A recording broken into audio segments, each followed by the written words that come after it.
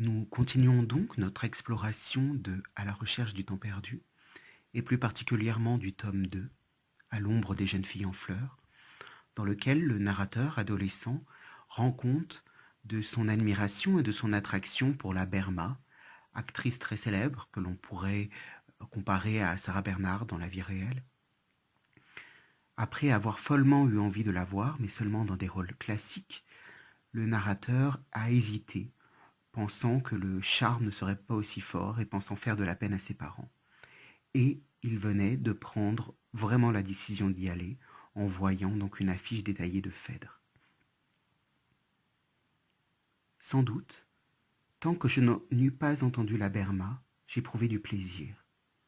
J'en éprouvais dans le petit square qui précédait le théâtre, et dont, 2 heures plus tard, les marronniers dénués allaient luire avec des reflets métalliques, dès que les becs de gaz allumés éclaireraient le détail de leurs ramures. Devant les employés du contrôle, desquels le choix, l'avancement, le sort dépendaient de la grande artiste, qui seule détenait le pouvoir dans cette administration à la tête de laquelle des directeurs éphémères et purement nominaux se succédaient obscurément, et qui prirent nos billets sans nous regarder, agités qu'ils étaient de savoir si toutes les prescriptions de madame Berma avaient été bien transmises au personnel nouveau. S'il était bien entendu que la claque ne devait jamais applaudir pour elle, que les fenêtres devaient être ouvertes tant qu'elle ne serait pas en scène, et la moindre porte fermée après. Un pot d'eau chaude dissimulé près d'elle pour faire tomber la poussière du plateau. Et en effet, dans un moment, sa voiture attelée de 2 chevaux à longue crinière allait s'arrêter devant le théâtre. Elle en descendrait enveloppée dans des fourrures, et répondant d'un geste maussade au salut, elle enverrait une de ses suivantes s'informer de l'avant-scène qu'on avait réservée pour ses amis, de la température de la salle, de la composition des loges, de la tenue des ouvreuses, théâtre et public n'étant pour elle qu'un second vêtement, plus extérieur, dans lequel elle entrerait, et le milieu, plus ou moins bon conducteur que son talent aurait à traverser. Je fus heureux aussi dans la salle même, depuis que je savais que, contrairement à ce que m'avaient si longtemps représenté mes imaginations enfantines, il n'y avait qu'une scène pour tout le monde. Je pensais qu'on devait être empêché de bien voir par les autres spectateurs, comme on l'est au milieu d'une foule. Or, je me rendis compte qu'au contraire, grâce à une disposition qui est comme le symbole de toute perception, chacun se sent le centre du théâtre.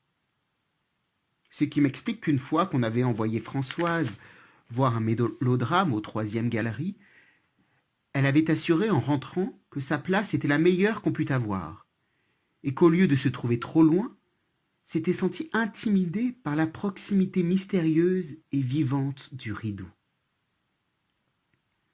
Mon plaisir s'accrut encore quand je commençai à distinguer, derrière ce rideau baissé, des bruits confus, comme on en entend sous la coquille d'un œuf quand le poussin va sortir, et qui bientôt grandirent, et tout à coup, de ce monde impénétrable à notre regard, mais qui nous voyait du sien, s'adressèrent indubitablement à nous, sous la forme impérieuse de 3 coups, aussi émouvants que des signaux venus de la planète Mars.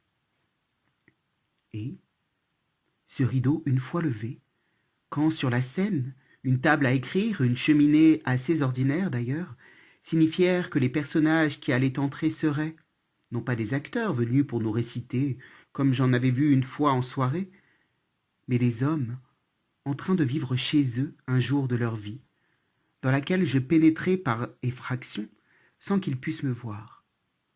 Mon plaisir continua de durer. Il fut interrompu par une courte inquiétude. Juste comme je dressais l'oreille avant que commençât la pièce, 2 hommes entrèrent par la scène, bien en colère, puisqu'ils parlaient assez fort pour que, dans cette salle où il y avait plus de 1000 personnes, on distinguât toutes leurs paroles. Tandis que dans un petit café, on est obligé de demander aux garçons ce que disent 2 individus qui se collettent. Mais, dans le même instant, étonné de voir que le public les entendait sans protester, submergé qu'il était par un unanime silence, sur lequel vient bientôt clapoter un rire ici, un autre là. Je compris que ces insolents étaient les acteurs, et que la petite pièce, dite de lever de rideau, venait de commencer. Elle fut suivie par un entr'acte si long que les spectateurs revenus à leur place s'impatientaient, tapaient des pieds. J'en étais effrayé, car de même que dans le compte-rendu d'un procès, quand je lisais qu'un noble d'un noble cœur allait venir, au mépris de ses intérêts, témoigner en faveur d'un innocent, je craignais toujours qu'on ne fût pas assez gentil pour lui, qu'on ne lui marquât pas assez de reconnaissance, qu'on ne le récompensât pas assez richement. Et qu'écœuré, il se mit du côté de l'injustice. De même, assimilant en cela le génie à la vertu, j'avais peur que la Berma, dépitée par les mauvaises façons d'un public aussi mal élevé, dans lequel j'aurais voulu au contraire qu'elle pût reconnaître avec satisfaction quelques célébrités au jugement de qui elle eût attaché de l'importance, ne lui exprimât son mécontentement et son dédain en jouant mal. Je regardais d'un air suppliant ces brutes trépignantes qui allaient briser dans leur fureur l'impression fragile et précieuse que j'étais venu chercher. Enfin, les derniers moments de mon plaisir furent dans les premières scènes de Phèdre. Le personnage de Phèdre ne paraît pas dans ce commencement du second acte. Et pourtant, dès que le rideau fut levé, et qu'un second rideau, en velours rouge celui-là, se fut écarté, qui dédoublait la profondeur de la scène dans toutes les pièces où jouait l'étoile, une actrice arriva par le fond, qui avait la figure et la voix qu'on m'avait dit être celle de la Berma. On avait dû changer la distribution. Tout le soin que j'avais mis à étudier le rôle de la femme de Thésée devenait inutile. Mais une autre actrice donna la réplique à la première.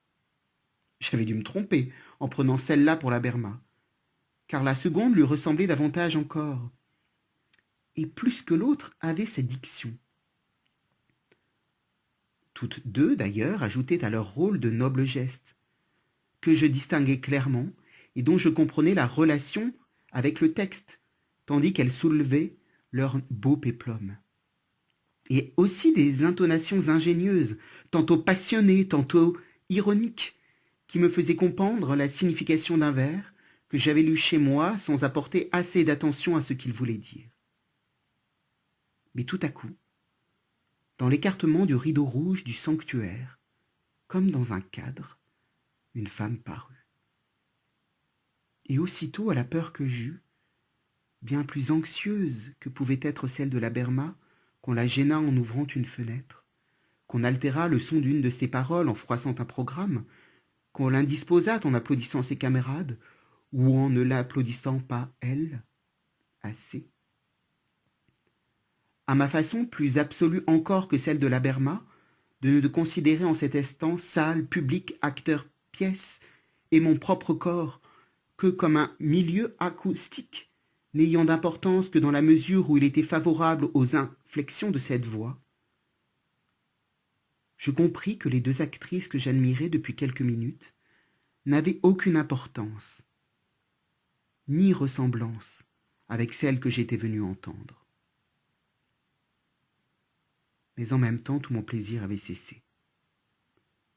J'avais beau tendre vers la Berma mes yeux, mes oreilles, mon esprit, pour ne pas laisser échapper une miette des raisons qu'elle me donnait de l'admirer, je ne parvenais pas à en recueillir une seule. Je ne pouvais même pas, comme pour ses camarades, distinguer dans sa diction et dans son jeu des intonations intelligentes, de beaux gestes. Je l'écoutais comme j'aurais lu Phèdre, comme si Phèdre elle-même avait dit en ce moment les choses que j'entendais, sans que le talent de la Berma semblât leur avoir rien ajouté. Oh, j'aurais voulu, pour pouvoir l'approfondir, pour tâcher d'y découvrir ce qu'elle avait de beau, arrêter, immobiliser longtemps devant moi chaque intonation de l'artiste, chaque expression de sa physionomie. Du moins, je tâchais, à force d'agilité morale, en ayant avant un vers mon attention tout installée et mise au point, de ne pas distraire en préparatif une parcelle de la durée de chaque mot, de chaque geste. Et grâce à l'intensité de mon attention, d'arriver à descendre en eux aussi profondément que j'aurais fait si j'avais eu de longues heures à moi. Mais que cette durée était brève. À peine un son était-il reçu dans mon oreille qu'il était remplacé par un autre. Et dans une scène où la Barma reste immobile un instant, le bras levé à la hauteur du visage baigné, grâce à un artifice d'éclairage dans une lumière verdâtre, devant le décor qui représente la mer, la salle éclata en applaudissements. Mais déjà l'actrice avait changé de place et le tableau que j'aurais voulu étudier n'existait plus. Je dis à ma grand-mère que je ne voyais pas bien. Elle me passa sa lorgnette. Seulement, quand on croit à la réalité des choses, user d'un moyen artificiel pour se les faire montrer n'équivaut pas tout à fait à se sentir près d'elle. Je ne pensais que ce n'était plus la Berma que je voyais, mais son image dans le verre grossissant. Je reposai la lorgnette. Mais peut-être l'image que recevait mon œil, diminuée par l'éloignement, n'était pas plus exacte. Laquelle des deux Berma était la vraie? Quant à la déclaration à Hippolyte, j'avais beaucoup compté sur ce morceau où, à en juger par la signification ingénieuse que ses camarades me découvraient à tout moment dans des parties moins belles, elle aurait certainement des intonations plus surprenantes que celles que chez moi, en lisant, j'avais tâché d'imaginer. Mais elle n'attendit même pas jusqu'à celles qu'Hénon ou Aricie eussent trouvées. Elle passa au rabot d'une mélopée uniforme toute la tirade, où se retrouvèrent confondues ensemble des oppositions, pourtant si tranchées, à peine intelligentes, même des élèves de lycée n'en eussent pas négligé l'effet. D'ailleurs, elle la débita si vite que ce fut seulement quand elle fut arrivée au dernier vers que mon esprit prit conscience de la monotonie voulue qu'elle avait imposée au premier. Enfin, éclata mon premier sentiment d'admiration. Il fut provoqué par les applaudissements frénétiques des spectateurs. J'y mêlai les miens en tâchant de les prolonger, afin que, par reconnaissance, la Berma se surpassant, je fus certain de l'avoir entendue dans un de ses meilleurs jours. Ce qui est du reste curieux, c'est que le moment où se déchaîna cet enthousiasme du public fut, je l'ai su depuis, celui où la Berma a une de ses plus belles trouvailles. Il semble que certaines réalités transcendantes émettent autour d'elles des rayons auxquels la foule est sensible. C'est ainsi que, par exemple, quand un événement se produit, quand à la frontière une armée est en danger, ou battue, ou victorieuse, les nouvelles assez obscures qu'on reçoit, et d'où l'homme cultivé ne sait pas tirer grand-chose, excitent dans la foule une émotion qui le surprend, et dans laquelle, une fois que les experts l'ont mis au courant de la véritable situation militaire, il reconnaît la perception par le peuple de cette aura qui entoure les grands événements et qui peut être visible à des centaines de kilomètres. On apprend la victoire, ou après coup quand la guerre est finie, ou tout de suite par la joie du concierge.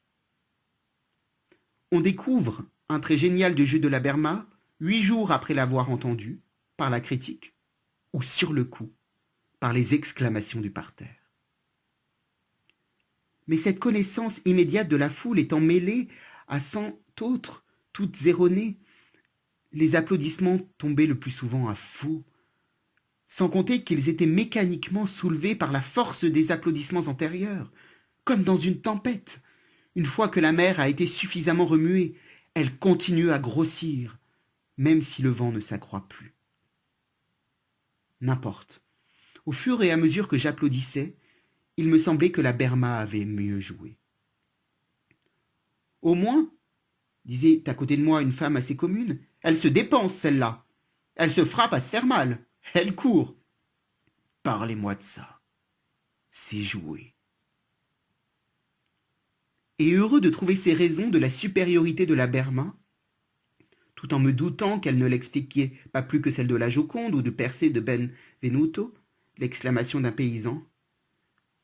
C'est bien fait tout de même. C'est de l'or, et du beau, et quel travail! Je partageais avec ivresse le vin grossier de cet enthousiasme populaire.